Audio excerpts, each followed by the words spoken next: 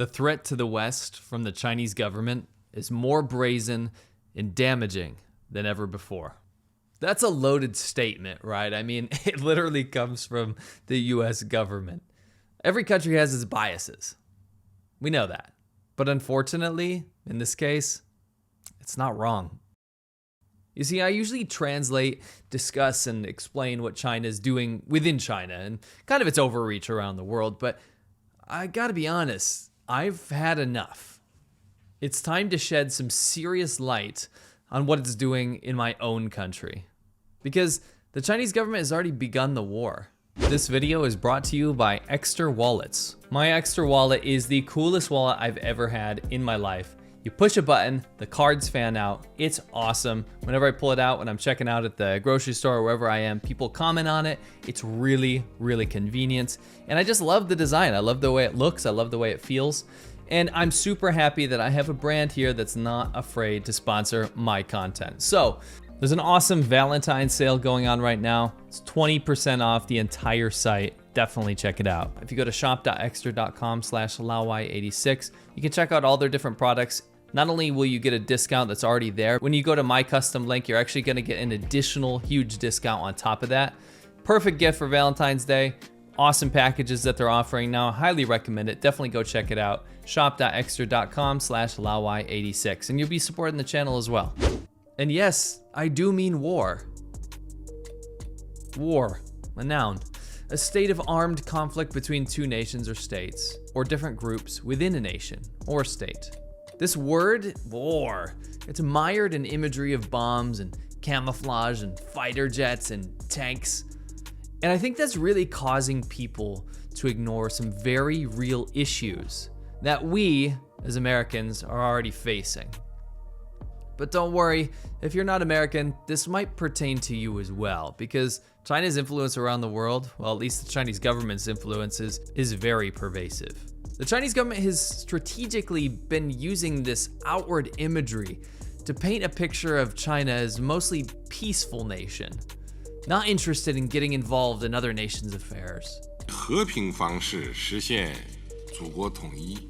In fact, they regularly pitch a fit when anyone criticizes their human rights record, their freedom of speech, current concentration camps in Western China. Their response is usually, "Nuh-uh, you're worse." Constitute the dark textbook for the US violation of human rights. The thing is, stats don't lie. China ranks at the bottom of the world for nearly every single metric of freedom and human rights. You remember when the two governments, the US and China, faced off in those talks in Alaska? The Chinese government used its infantile performance as proof that China can finally stand up to America. I mean, this worked on its local populace. 美国没有这个居国临下同中国说话，中国人不吃这一套. For God's sakes, they even made merch out of it. I mean, I was laughing, but it actually kind of worked. You see, I brushed it off as a failure and a loss of face for those wolf warrior diplomats. You know that wolf warrior diplomacy they've been trying? Wolf warrior diplomacy is basically when China decided to stop being the nice guy, or an outwardly nice guy, and started to act like an immature, spoiled child and taunt people instead of being actually diplomatic. But no joke, I had family members after those Alaska talks, and I had a lot of people asking me, why did our president's administration just get schooled in the Alaska talks? We looked so weak to China, and now we're doomed. Our government is pathetic. They just got their asses handed to them by China. I was shocked. As a Chinese speaker, that's not at all what I took away from this. The sharp and crude language used by Chinese officials fell on deaf ears here in the US, as partisan politics got in the way of what the real takeaway was. The real takeaway was China and the US are not friends anymore, and neither side is capitulating to each other. But also, the takeaway was that China's official ambitions are greedy, overconfident, and very immature. However, China won in the eyes of many Americans who refused to do any research on the topic and allowed themselves to be consumed by bipartisan politics. I've seen it from both the right and the left. The far left uses China as a bizarre example of social welfare and socialism in general. China has neither. I find it fascinating that some, keyword some, people who consider themselves social democrats look to a state-run hyper-capitalist wannabe ethno-state that persecutes their minorities, runs concentration camps, bans gay people from media, and offers little to no upwards mobility or social welfare to their citizens as a model country for socialism or even communism. I even saw lots of far-left support for police brutality against Hong Kong protesters. It makes no sense. Bro, just because they use hammers and sickles and Marxist imagery doesn't mean they adhere to any of those principles. The Chinese government has got a lot more in common with Hitler's Germany than anywhere else. And I'm sorry if that's a hard pill to swallow. I can hear it now, though. I can hear it now. Haha, those libtards are so stupid. No. Don't even get me started on the far right as well. The amount of people that I've seen, yeah, the Chinese government's bad, but then proceed to talk about how based they are for taking LGBT people off the media, or how they value traditional values so they don't get involved in domestic abuse cases where women are beaten, and then the women are actually blamed for the issue. Or how they teach their children about the masculinity crisis and force them to become manly, unlike the degenerate West.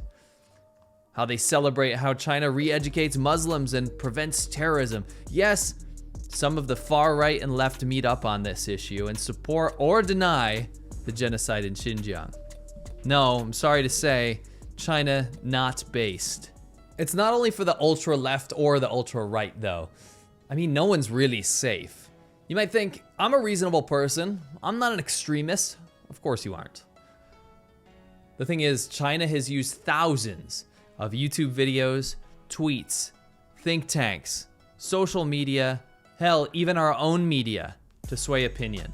It's flooded YouTube with propaganda videos. Between January and September of 2021, Google reported that it removed about 10,570 channels for engaging in coordinated influence operations linked to China. China uses these internet trolls to spread conspiracy theories abroad about the origins of COVID-19, deny the genocide of Uyghurs or other ethnic groups in Xinjiang, disseminate thousands of videos about happy and free Uyghur communities on international social media platforms to whitewash its image, promote Xi Jinping's ideology of socialism with Chinese characteristics, and most importantly here, attack democracy, praise China's great achievements, and incite hatred against and divisions within the United States. It's gone from appealing to the ultra fringes to amping up the divisions amongst the everyman. Right and left looking at each other like they're the spawn of Satan, while the Chinese government chuckles in the background, slowly becoming less of the bad guy in people's eyes. Just watch this comment section on this video alone be riddled with comments about Beijing Biden or Nazi Trump. If you by now don't think that this is all by design, and you don't believe that China is taking full advantage of the partisan fragmentation of our country, then congratulations. The experiment has been successful. I keep seeing China sponsoring fringe groups in the US, entering and censoring the education system, co-opting Asian hate protests, and yes, even hanging out on alternative right-wing media. The Chinese government is watching this bickering and divisive arguments amongst Americans, planting seeds and watching them grow. With more and more targeted disinformation campaigns, they use millions of comments, messages, and accounts to fertilize and water the already very fertile soil of American politics. And unless people wake up, the Chinese government will be coming to harvest their crops very soon. I just want to say thanks so much to the people that support me on patreon.com/Laowai86. A lot of what I do and a lot of what me and my business partner do, Winston, whether it's on our podcast or on our personal channels, a lot of the times we've been getting demonetized recently.